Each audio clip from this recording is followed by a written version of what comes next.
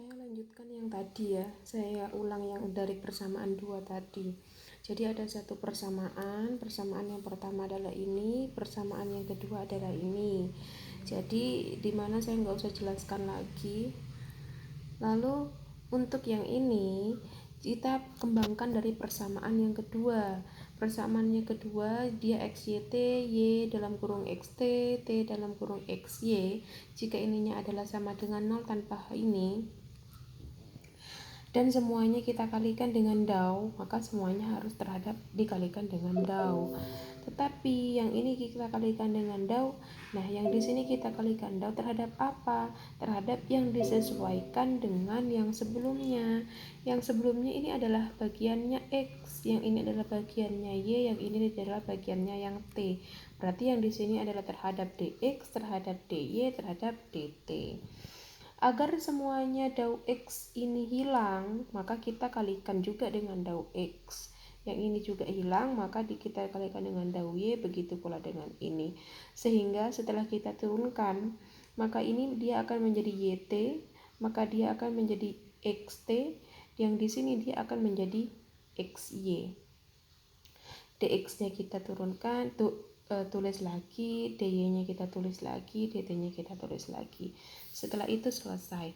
Maka dari persamaan 1 dan 2 tadi, maka kita akan peroleh yang pertama yaitu YT dx, XT dy, XY dt sama dengan dz yang tadi ya, yang ini dz. Sehingga untuk jika persamaan yang kedua tadi yang ini, yang 3z, yang ini 3xyt nya kita masukkan, sedangkan xyt itu sama dengan dz, maka dia menjadi yt dx ditambah xt dy ditambah xy dt dikurangi 3dz, begitu ya. Sehingga yang ini, persamaan yang ini dia mengandung YT diturunkan terhadap DX. X-nya kan tidak bisa, sehingga tidak bisa dikerjakan. Yang XT, yang ini terhadap DY, yang ini terhadap DT. Kan ketiga-tiga suku persamaan ini tidak mengandung variabel yang diturunkan. Sehingga dia menjadi fungsi baru, di mana fungsinya saya misalkan dengan eta, yang variabelnya masing-masing terdiri dari X, Y, dan T. Begitu caranya. Yang ini diturunkan, ditulis lagi menjadi 3dz. Kita sama-sama integralkan, maka dia jika suatu persamaan kita integralkan, dia menjadi variabelnya, jadi XYT. Yang ini diintegralkan jadi 3z. Maka kita pindah ruas jadi XYT min 3z sama dengan C3. Ini adalah W-nya. Sehingga ketemu untuk fungsi U VW-nya. Dia adalah U-nya ini, VW-nya ini, dan W-nya ini.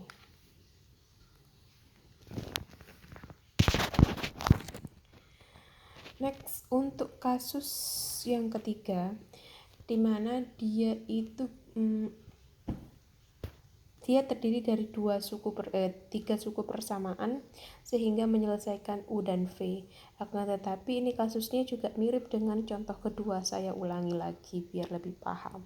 Di mana dia terdiri dari X dz per dx min Y dz per ini ya, pokoknya inilah soalnya. P besarnya adalah X, Q-nya adalah min Y, Z-nya adalah XY. Maka dx per X min dy per Y, dz per XY. Begitu ya penyelesaiannya. Saya pakai ini dengan ini, saya integralkan, dia menjadi ini. Ini adalah U-nya. Setelah yang kedua, saya menggunakan ini ketiga-tiganya. Kenapa? Karena XY dia terhadap DZ, maka dia tidak bisa dikerjakan. Sama kasusnya seperti yang kedua tadi. Yang kedua tadi kan X, Y, dan T terhadap DZ. Tidak ada variabel Z-nya, maka tidak bisa dikerjakan, sehingga digunakan semuanya. Yang ini X dan Y, dia tidak mengandung terhadap DZ, dia tidak mengandung variabel Z. X dan Y itu ada di sini, ada di sini, maka semuanya harus digunakan. Begitu intinya sebenarnya. Sehingga kita yang ini masukkan ke persamaan yang pertama dulu tadi. Ini adalah persamaan yang pertama ya kan, sama seperti di contoh kedua tadi. Yang ini adalah persamaan yang pertama. Setelah itu persamaan kedua adalah yang seperti ini kan, yang tadi ya kan. dia harus menghilangkan ketiga-tiganya, sehingga di sini dikurangi 3 SYT sama dengan 0. Nah, di sini kita harus menghilangkan juga semuanya, yang ini kedua-duanya. Tetapi ingat di sini ada negatifnya, sehingga tidak usah dikurangi 2XY, yang tadi kan dikurangi 3 SYT untuk menghilangkan. Karena di sini ada minnya, XY dikurangi YX sudah sama dengan 0, maka di sini sudah tidak usah dikurangi 2XY seperti kasus yang kedua. Jadi dari persamaan 1 dan persamaan kedua kita masukkan.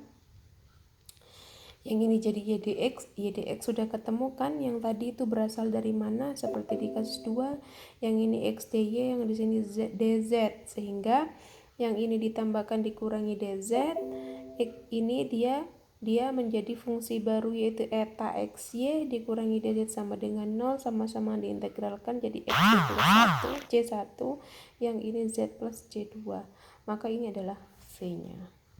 Sudah ketemu fungsi persamaan barunya yaitu UVW-nya itu. Untuk kasus keempat itu sama saja seperti yang di kasus 2 sama kasus 3. Kasus keempat coba kita lihat dulu ya. Bahas saya rada lupa nih mau baca lagi. Kasus keempat itu permasalahannya oke. X ini soalnya seperti ini, dia ada 4 persamaan, dimana ini adalah B-nya, ini Q-nya, ini R-nya, dan ini S-nya. Sama kasusnya, yang di sini S, dia terhadap DZ, dia tidak mengandung variabel Z, sehingga dia mengandung variabel X dan T saja, maka nanti kita gunakan variabel X dan T gitu. Yang pertama saya selesaikan dulu ya. Yang kasus pertama saya silangkan integral antara ini dengan ini, jadi peroleh U-nya adalah ini. Dan yang kedua saya pakai yang dy per y min dy per y dt per t, yang ini.